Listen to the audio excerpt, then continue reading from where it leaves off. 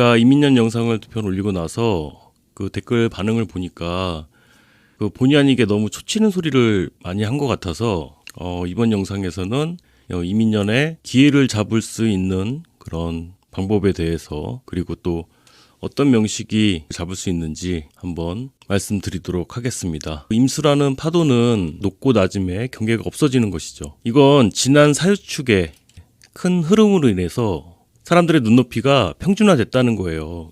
이게 그냥 사유축의 흐름이 아니라 정윤년과 신축년을 지나와서 그래요.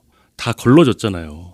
평준화됐다고. 그래서 더 이상 정말 이제는 딱히 새로울 것이 없어졌다는 거예요. 딱히 새로울 것이 없다. 근데 이건 다른 의미로는 있잖아요. 진입장벽이 낮아졌다라고 할 수 있어요. 이 진입장벽의 문이 낮아졌다. 그래서 모두가 대등한 입장에서 시작할 수 있다가 됩니다. 지금 딱 이 내용만 딱 들으면 이분이 떠오르지 않나요? 지금 한참 유명하신 분인데.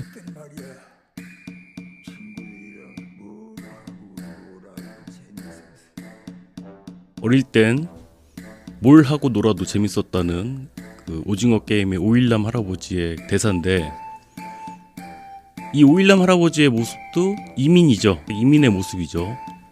세상 다산 임수지만 지지로는 아직 동심을 품고 있는 인목이 식신이잖아요. 그러니까 어릴 때는 그렇게 재밌는 게 많고 그랬는데, 관중석에 앉아서는 절대로 느낄 수 없는 그 기분을 말이야. 재밌었거든. 자네랑 같이 노는 게. 오징어 게임이 전 세계적으로 유행하고 있는 것도 이 내용 자체가 지금 이민년을 한 발 앞서갔기 때문이 아닐까 싶어요. 뿐만이 아니죠.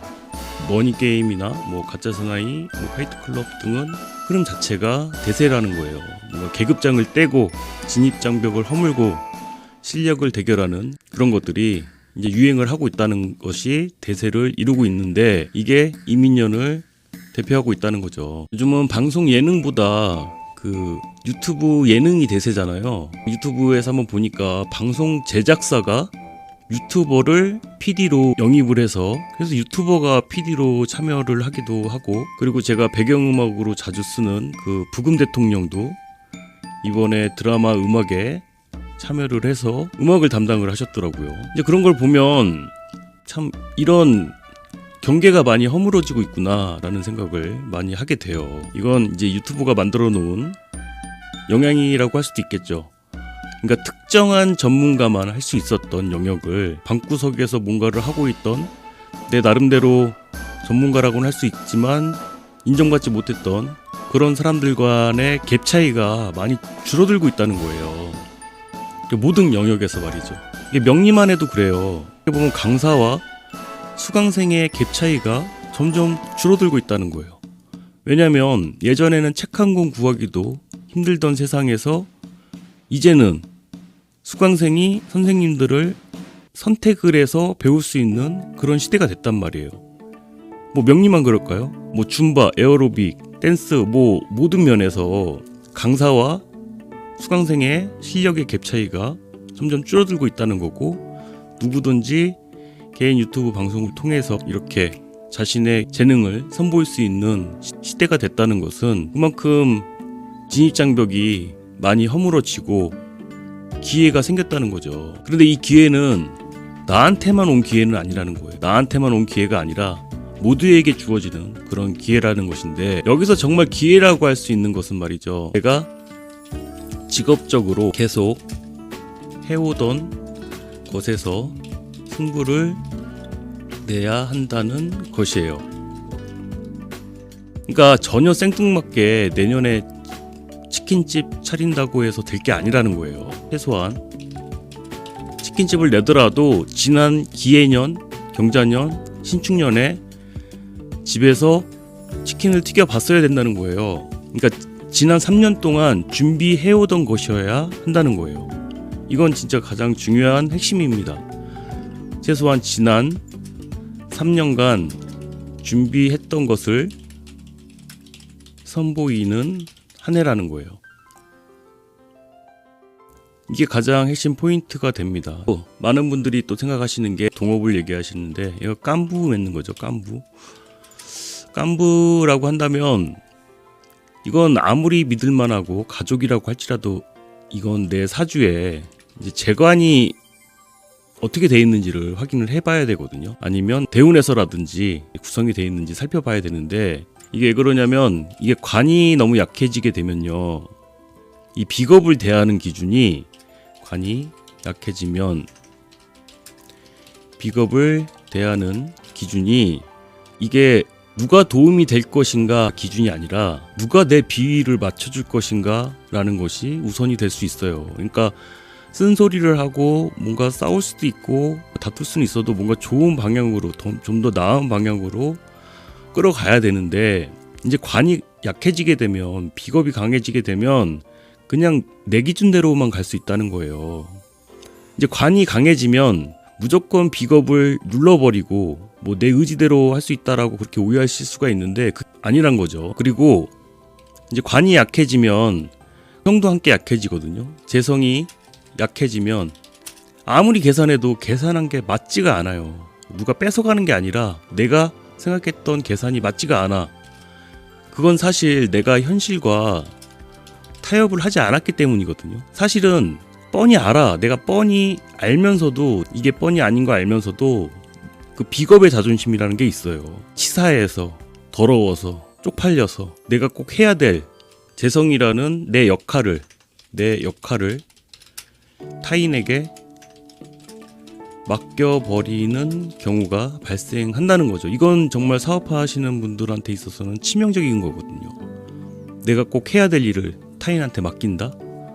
내가 꼭 지금 해야 될 것을 지금 하지 않고 넘어간다? 이건 정말 치명적인 거라서 이건 다른 사람을 탓할 문제는 아니거든요. 그리고 이제 본래 동업이란 게 처음부터 이제 믿지 못할 사람하고 하는 사람은 하나도 없어요. 자기 가족보다, 자기 식구보다 믿을만 하다고 생각하니까 같이 하는 거거든요. 이제 그러다가 이제 속았다고 생각이 들면 배신당했다는 느낌도 들고 하는 것이니까, 이런 부분들을 생각을 하셔야 되고, 전적으로 다른 사람에 의존해서 뭔가 하기에는 참 위험하다는 거예요. 그리고 오행과 물상적으로는 이제 임수라는 것은 밀려오는 파도라고 했잖아요. 밀려오는 큰 물을 가둬서 쓸 수 있도록 할 수 있는 글자가 되는 것은 제방을 쌓는다고 하죠. 그래서 임수를 가둬서 쓸 수 있도록 이 무토가 있는 명이 될 수가 있겠고요. 이 무토만 있어서는 부족하고, 천간의 무토를 강하게 해줄 수 있는, 합으로 묶어둘 수 있는 정화가 있어도 괜찮겠죠. 또 임수를 또 가장 식상으로서 잘 사용하는 게 또 신금이죠. 천간으로는 이렇게 자기 명이 유리하다고 할 수가 있고요. 이제 지지로는 이 임수의 근거가 될 만한 것들이 있어야 되거든요. 이거는 아까도 설명드렸지만, 내가 그동안 해왔던 것이 하기 때문에 내가 그동안 경험해 봤던 것, 그리고 해오던 것, 습관화되어 있는 것이어야 되기 때문에, 그 임수가 들어있는 해수, 자수, 뭐 길게 봐서 뭐 축토까지 이렇게 해자축이 있는, 지지로 해자축이 있는 명이 유리하다고 할 수 있습니다. 일주별로 내용을 들으시는 것도 중요하지만, 내 사주에 이런 글자들이 있는지도 확인해 보시는 것도 중요하죠. 그리고 대운으로 들어와 있는지도 중요하고요. 사실은 상식적인 면에서 크게 벗어나지만 않으면 되거든요. 근데 저 이민년 운세를 준비하다 보니까, 또 영상에서도 보셨지만 정말 오징어 게임 같다는 생각이 많이 들더라고요. 정말 오징어 게임 같다. 왜 티켓이 주어진다면, 나라면 정말 그렇게 선뜻 참여할 수 있을 것인가 라는 생각을 한 번쯤은 해보실 필요가 있을 것 같아요. 이걸 기회로서 참을 수 있을 것인지, 아니면 현재 생활을 유지할 것인지. 근데 분명 욕심은 나겠죠. 분명은 욕심은 날 것 같은데, 이에 대한 생각을 한번 해보시길 바라고요. 도움이 되셨다면 좋아요 눌러주시고, 다음 영상이 궁금하시다면 구독 꼭 눌러주세요. 감사합니다.